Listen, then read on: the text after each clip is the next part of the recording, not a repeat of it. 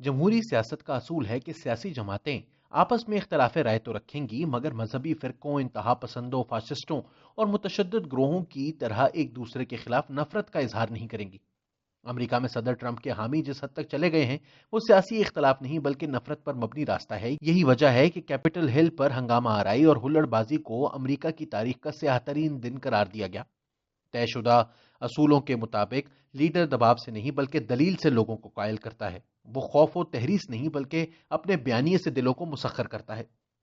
آمریت، fascism اور زور زبردستی کی حکومت کے خلاف جد و جہد کا مطلب زندگی یا موت ہوتا ہے، جبکہ جمہوریت ایک شائستہ کھیل ہے جس میں فتح اور شکست کھیل کا حصہ ہے۔ فاتح کھلاڑی ہارے ہوئوں کو ساتھ لے کر چلتا ہے، اس کی عزت کرتا ہے، اور ہارا ہوا کھلاڑی جیتنے والے کو آگے بڑھ کر خود مبارکباد دیتا ہے اور اس کے گلے میں ہار پہناتا ہے۔ برطانیہ، امریکہ اور دوسرے جمہوری ممالک میں صدیوں سے یہی ہو رہا ہے۔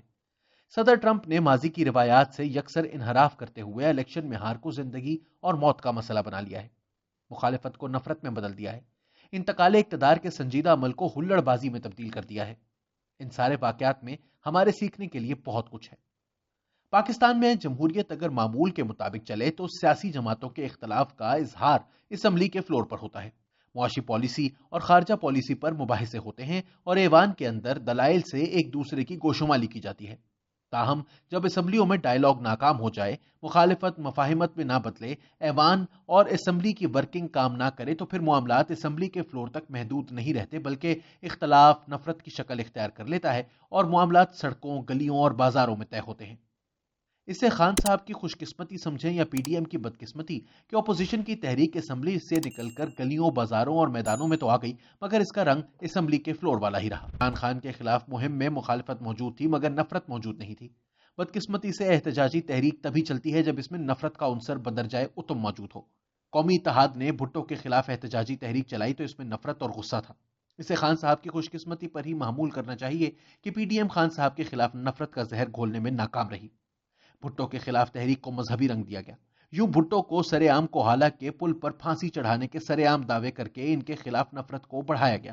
نواز شریف کے خلاف تحریک انصاف کی مہم میں پہلے تو بار بار نواز شریف کو کرپٹ کہا گیا، جھوٹے سچے اعداد و شمار کو پیش کر کے کہا گیا کہ نواز شریف عوام کا پیسہ لوٹ کر کھا گیا۔ سیاسی معاشی الزامات کے بعد آخر میں مذہبی الزامات لگا کر اس نفرت کو اور بھی بڑھاوا دیا گیا۔ حکومتوں کے خلاف تحریک چلانی ہو تو صرف مخالفت کی بنا پر ایسی تحریک کامیاب نہیں ہو سکتی۔ بھٹو اور نواز شریف دونوں کے خلاف سیاسی اور مذہبی کارڈ استعمال کر کے انہیں نفرت کا ہدف بنایا گیا۔ جذبات کو اس حد تک بھڑکایا گیا کہ تحریک انصاف کے کچھ جذباتی حامی لندن میں نواز شریف کے گھر پارک لین پر حملہ آور ہو گئے۔ اس سے پہلے عمران خان کے دھرنے کے خاتمے پر پی ٹی وی اور پارلیمان پر حملے کے واقعات بھی رونما ہو چکے تھے۔ یہ بالکل اسی طرح کی نفرت تھی جو اب ٹرمپ کے حامیوں کی پرتشدد کارروائیوں میں نظر آ رہی ہے۔ عمران خان کے خلاف اب تک جتنی بھی تحریک چلی ہے اس میں وہ نفرت نظر نہیں آئی، نہ ہی کرپشن کا کوئی بڑا اسکینڈل تشت ازبام ہو سکا، اور نہ ہی عمران خان کے خلاف ذاتی طور پر کوئی ٹارگیٹڈ مہم شروع ہو سکی۔ جمہوریت کو اگر شائستہ کھیل کی طرح کھیلا جائے تو حکومت اور اپوزیشن دونوں کو اپنا اختلاف رائے پارلیمان کے اندر رکھنا چاہیے۔ اگر اختلاف رائے سڑکوں اور بازاروں میں آ جائے اور پھر اسے نفرت کا تڑکا بھی لگ جائے تو تشدد کی لہر ابھرنا شروع ہو جاتی ہے۔ دنیا میں جہاں کہیں بھی احتجاجی تحریک میں نفرت در آئے وہاں تشدد کا عنصر شامل ہو جاتا ہے، چاہے وہ 1977 کی قومی اتحاد کی تحریک ہو، تحریک انصاف کا پی ٹی وی پر حملہ ہو، یا گزشتہ روز صدر ٹرمپ کے حامیوں کا کیپٹل ہل پر گھیراؤ جلاؤ ہو۔ پی ڈی ایم کی تحریک کا پہلا مرحلہ مکمل ہوا، انہیں اپنا ہدف حاصل کرنے میں ناکامی رہی، نہ ہی وہ حکومت کو گرا سکے، نہ اجتماعی استعفے دے سکے اور نہ سینٹ کا الیکشن رکوا سکے۔ مگر اس کا یہ مطلب ہرگز نہیں کہ پی ڈی ایم کی تحریک مکمل طور پر ناکام ہو گئی۔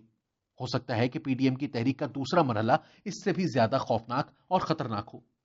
قومی اتحاد کی تحریک بھی پہلے مرحلے میں کامیاب نہیں ہوئی تھی، کئی مرحلوں کے بعد اسے کامیابی ملی تھی۔ عمران خان بھی 126 دن کے دھرنے کے باوجود حکومت گرانے میں کامیاب نہیں ہوئے تھے بلکہ مایوس و نامراد ہو کر گھر لوٹے تھے، مگر وہ پھر سے اٹھے اور نیا مرحلہ شروع کرتے رہے۔ پی ڈی ایم بھی ظاہر ہے ایسا ہی کرے گی۔ وزیر اعظم کی 5 سالہ مدت میں سے آدھی مکمل ہونے کو ہے۔ ان کا 2.5 سالہ دور عروج گزر گیا، اب 2.5 سالہ دور زوال آ رہا ہے۔